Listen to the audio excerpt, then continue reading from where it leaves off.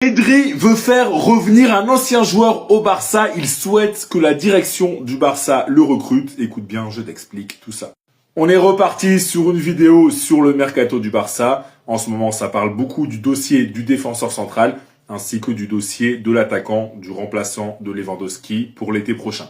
Et voilà que dans une interview, Pedri, il a lâché une petite bombe. Il souhaite qu'un ancien joueur du Barça revienne. Ce joueur n'est autre que Lionel Messi, le meilleur joueur de l'histoire du club. Donc Pedri, ce qu'il a dit, bien sûr, j'aimerais rejouer avec lui sans aucun doute. C'est le meilleur joueur de l'histoire et il m'a beaucoup aidé pendant la saison qu'on a joué ensemble. Donc voilà, c'est une interview de Pedri, donc c'est Pedri qui parle. Ce ne sont pas des informations, ce ne sont pas des rumeurs, c'est Pedri lui-même qui l'a affirmé. Pedri, donc, il souhaite que Messi revienne au Barça. Vous vous souvenez qu'en début de saison, quand Messi est revenu au Camp Nou, il y avait quelques rumeurs. Ensuite, ça avait été démenti, mais bon, on ne sait jamais. A priori, avec Joan Laporta, ça va quand même être compliqué, puisque voilà, Laporta et Messi ne s'entendent pas. Mais là, il va bientôt y avoir des élections au Barça, donc s'il y a un nouveau président qui n'est pas Laporta, pourquoi pas.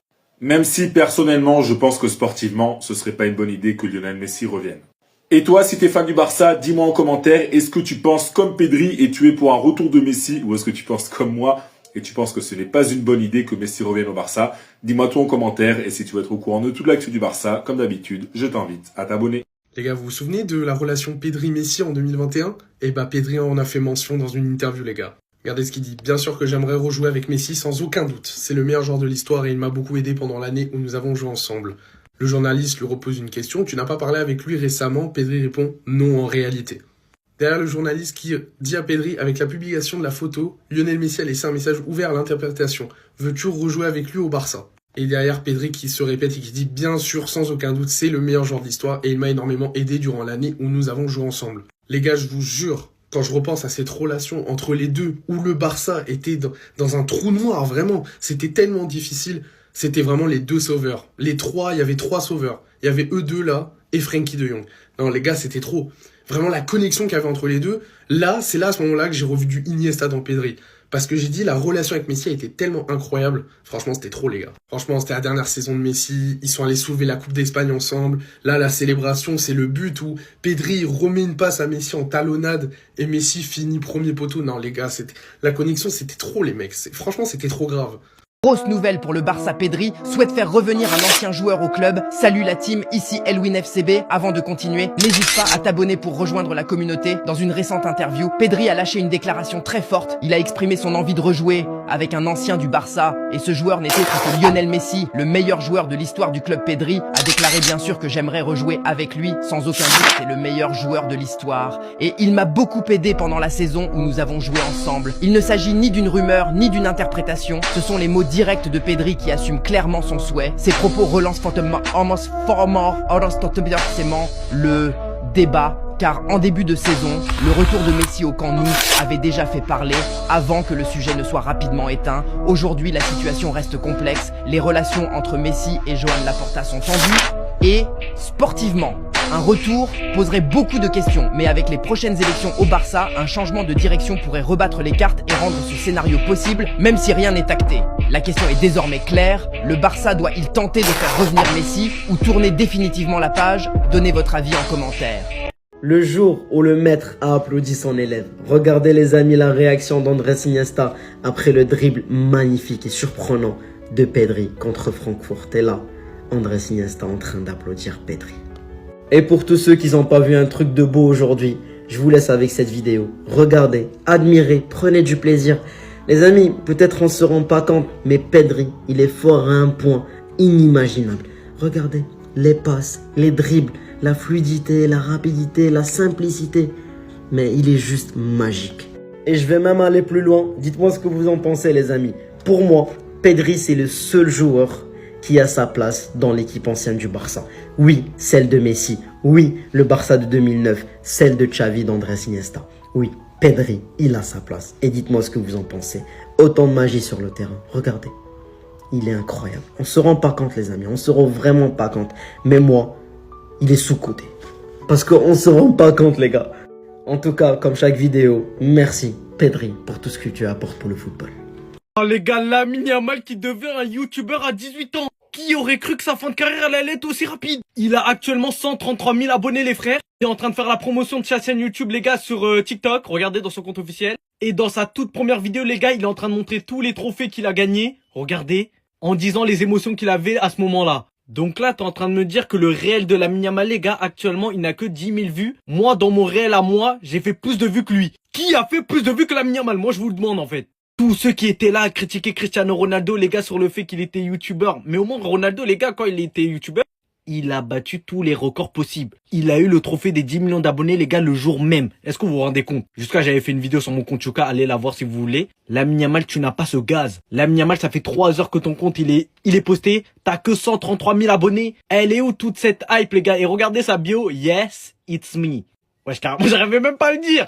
Lamine Yamal, youtubeur, les gars, qu'est-ce qu'il va poster comme vidéo? On sait très bien que ça va mal se finir. On sait tous pourquoi le Barça, il l'a autorisé à faire ça. Depuis la visite de Lionel Messi au nouveau Camp Nou, le FC Barcelone est sur une série de 0 défaites. Après le passage symbolique de Messi au nouveau Camp Nou, le Barça n'a perdu aucun match et les résultats parlent d'eux-mêmes. D'abord une victoire 3-1 contre Alaves, puis 3-1 face à l'Atlético Madrid. Ensuite, une victoire spectaculaire 5-3 contre le Betis, un succès solide 2-1 contre Gérone et des victoires 2-0 notamment contre Osasuna et Villarreal. Pour certains supporters, c'est clair, Messi a apporté sa bénédiction au Barça car depuis sa visite, Barcelone ne perd aucun match et montre une vraie confiance collective. Attendez, cette vidéo c'est de la prévention. S'il vous plaît les fans du Barça, ne mettez pas votre cœur dans le mercato hivernal. Parce que là je viens de voir une information passer, et croyez-moi que si c'est réel, Deco vous allez le détester d'une manière carrément ça va être du jamais vu. Alors pour commencer, d'après Mundo Deportivo, avant de décider si le Barça va signer un central ou non, Barcelone évaluera la condition de Ronald Araujo lorsqu'il reviendra à l'entraînement. Ça c'est la première information. Mais maintenant ce qui est bizarre c'est que hier d'après Sport on a entendu que Araujo se sent en pleine forme et est impatient de revenir. Et en supplément ils ont rajouté, Ronald Araujo la recrue hivernale. Maintenant, s'il vous plaît, faites le lien. Faites le lien par vous-même, essayez de capter. En vrai, comme la source est sport, je me dis à tout moment c'est du mytho. Car en soi, hier, d'après Fabrizio Romano, le Barça avait justement pris les devants pour recruter un défenseur lors du mercato hivernal. Et parmi les pistes, on avait entendu Schlotterbeck, Marguilly, etc.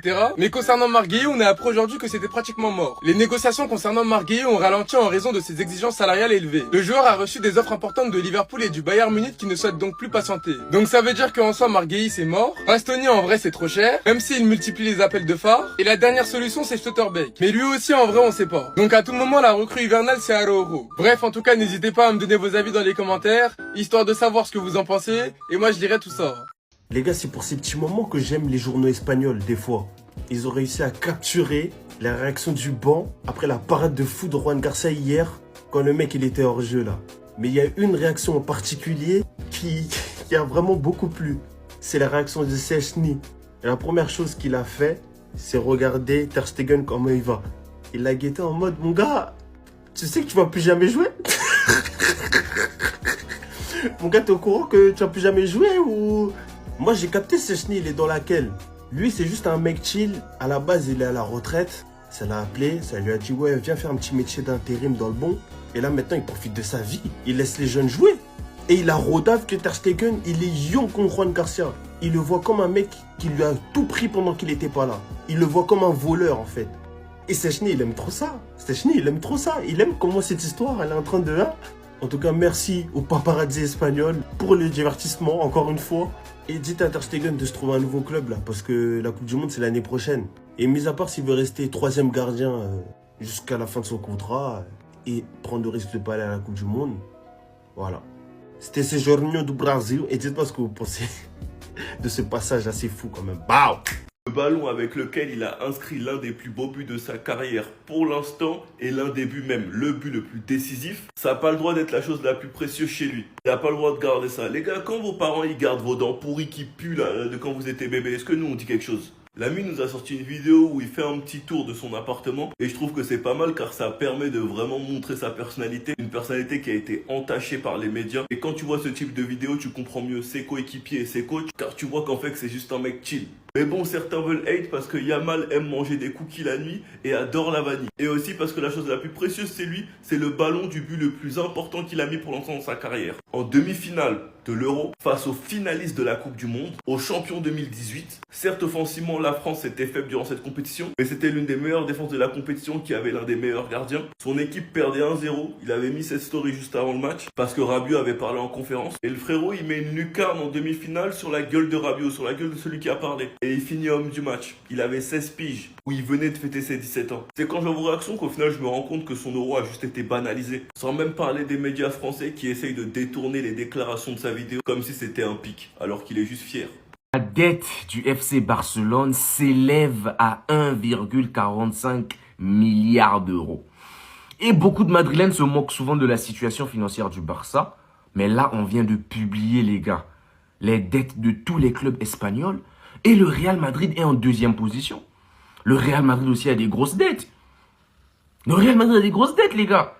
Ah, j'étais même pas prêt à ça. Je crois même pas. Est-ce que c'est vrai? Mais après, les gars, ce sont des chiffres du New York Times. Donc c'est vrai, c'est vérifié. Ces chiffres sont logiques, les gars. À la dernière position, on a déjà en Espagne le Rayo Vallecano qui n'a même pas de dette. Le Rayo Vallecano ne doit aucune banque, aucune entreprise, aucun investisseur, personne. Et après, on voit, il y a des petites dettes là, 19 millions, 27 millions, 27 millions, 32 millions, 36 millions, jusqu'à la Real Sociedad, 115 millions. Et puis, lorsqu'on remonte, on a les GOATs. Les GOATs, première position, FC Barcelone, hein. 1,451 milliards. Les gars, milliards. Et en deuxième position, on a le Real Madrid. D'ailleurs, en Espagne, quand le Barça est premier, le Real est toujours deuxième. Je comprends plus ces classements. Là, le Real Madrid a 1,302 milliards de dettes. Troisième position, l'Atlético, qui n'a pas encore atteint le milliard de dettes. Eux aussi, ça va quand même. Donc, désormais, les Barcelonais, ne laissez plus les Madrilènes vous dire qu'ils n'ont pas de dettes. Eux aussi, ils ont une grosse dette. Des grosses dettes, parce que c'est pas une seule dette, c'est plusieurs dettes cumulées qui font ce gros chiffre-là. Et il n'y a même pas un écart fou, hein. Il n'y a pas un écart fou, les gars. Oh les gars, quand on vous dit, il y en a, ils sont fous. Il y en a un, les gars, il a réussi à mettre pause dans le téléphone de Lamine Yamal quand il montrait ses applications. Et regardez les applications, les gars, que Lamine Yamal il a. Les deux que je viens de vous montrer, les gars, je peux même pas dire le prénom de l'application, sinon je vais me faire ban. Mais nous, ce qui va nous intéresser, les gars, parce qu'on peut pas parler de l'autre, c'est qu'il a Twitter sous un compte anonyme. Genre là, vous êtes en train de me dire que dans le plus grand des calmes, les gars, quand Lamine Yamal, il avait changé sa photo de profil avec la photo de profil suivante, il a vu que tout le monde se foutait de sa gueule, les gars, avec ça. Genre là, vous êtes en train de me dire que dans le plus grand des calmes, Lamine Yamal sous un compte Twitter, les gars, que personne ne pourra découvrir. Les gens, ils sont tous en train de chercher parce que les gars, trouver le compte de Lamine Yamal, c'est trouver, les gars, la source de son arrogance. On pourrait voir tous les tweets qu'il like, les gars, et moi je peux vous dire, la fin de carrière elle est annoncée. Et quand tu sais, les gars, qu'il en a rien à foutre des applications qu'il a sur son téléphone, encore une fois, dites-moi ceux qui ont trouvé, parce que parler de ça, les gars, ici, c'est pas possible. Bref, en tout cas, les gars, la lancée de Lamine Yamal sur YouTube, moi je vous annonce qu'il y aura des trucs de ouf. Sur ce, les gars, les maillots exclusifs de Sawa Foot, ils sont toujours dispo avec le maillot de l'Algérie et le maillot du Maroc. Donc si vous voulez péter, HKFoot10. Alors lui, les gars, il vient de faire des appels de phare. Ils sont aussi gros que Marcus Rashford Prime quand il voulait venir au Barça. Il y a un poteau à moi, fan de l'Inter, il m'envoie des screens de Bastoni. Je dis, ouais, ça a quoi à voir avec moi? Je m'en fous, hein. Après, il me dit, Théma, il a liké quoi? En fait, c'est des humains, ils sont allés sous ses commentaires écrire comme tout Barcelone. Et lui, il a liké seulement. Il coupe tout. Et le timing ne pouvait pas être plus bon que ça. Hansiflick nous explique qu'il veut discuter avec Deco quant à la possibilité de recruter un défenseur central dès cet hiver parce que la situation elle devient dramatique tout simplement.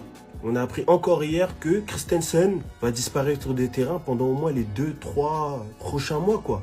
Non mais sérieux les gars, il souffre d'une déchirure partielle du ligament croisé antérieur du genou gauche. De toute façon avec tout le respect ce mec là il a toujours un truc. J'espère que c'est sa dernière saison au club, j'en ai marre des joueurs fragiles et je m'en fous, j'ai pas de cœur, je veux gagner, voilà. Il a l'air d'être un bon bouc, un bon garçon, bien, tout gentil. Mais si tu peux pas compter sur lui, c'est mort. Et me parlez pas de la BAC, c'est en 1997. Bref, Bastoni, c'est ton moment. Toi qui apprécies tant Lamine Yamal, t'as la possibilité de jouer avec le monstre.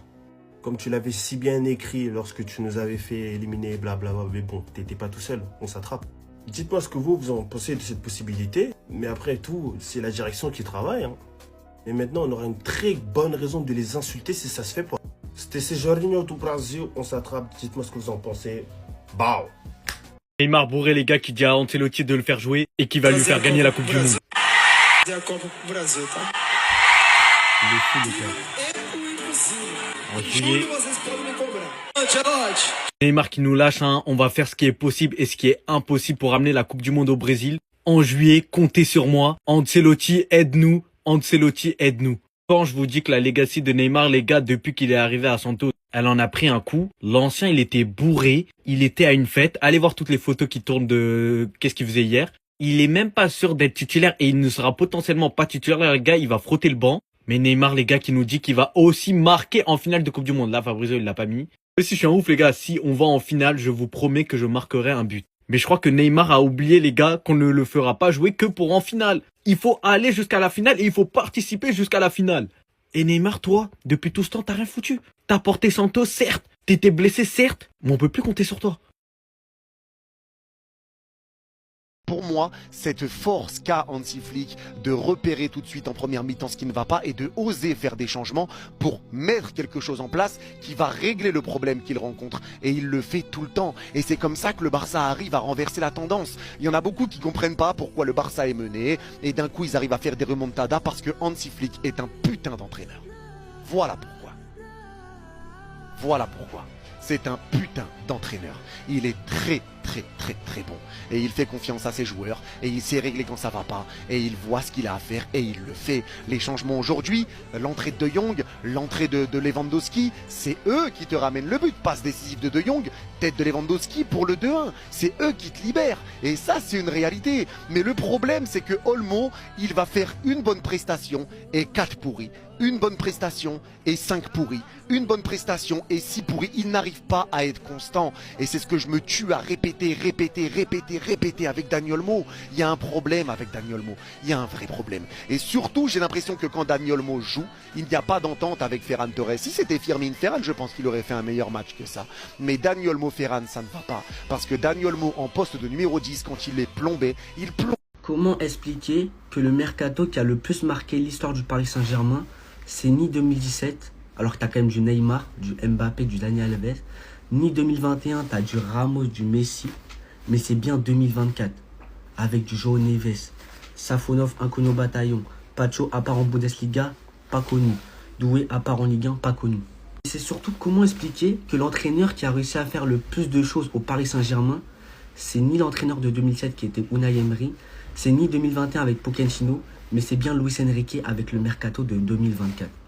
Quand on vous dit, les gars, le football, c'est imprévisible, c'est vraiment une dinguerie. Parce que quand on a fait un mercato en 2017 et 2021, on s'est tous dit que ce sera la bonne pour le Paris Saint-Germain. On va enfin ramener cette putain de Ligue des Champions. Au final, tu te fais sortir en 8e par le Real Madrid. Et 2021, tu te fais encore sortir par le Real Madrid avec un triplé de Benzema. D'ailleurs, c'est vraiment une singerie. Et 2024, ils te font ramener la première LCC du Paris Saint-Germain. Et ils gagnent 6 trophées en une année. C'est vraiment une dinguerie. Qu'est-ce qui se passe avec Ansu Fati, les gars? Qu'est-ce qui se passe? C'est terrible. Monaco ne veut déjà plus de lui. Ils veulent déjà plus de lui. Et le pire, les gars, c'est que j'y ai cru.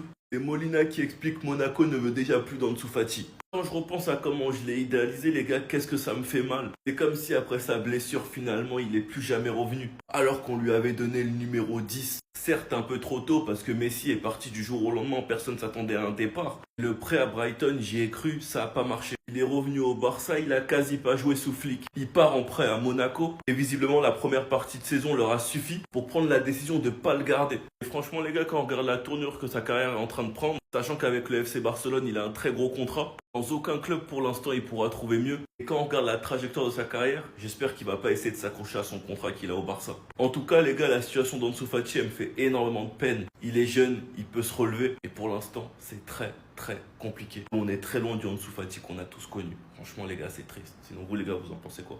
Ramenez-vous sur Snap Ensemble, nu.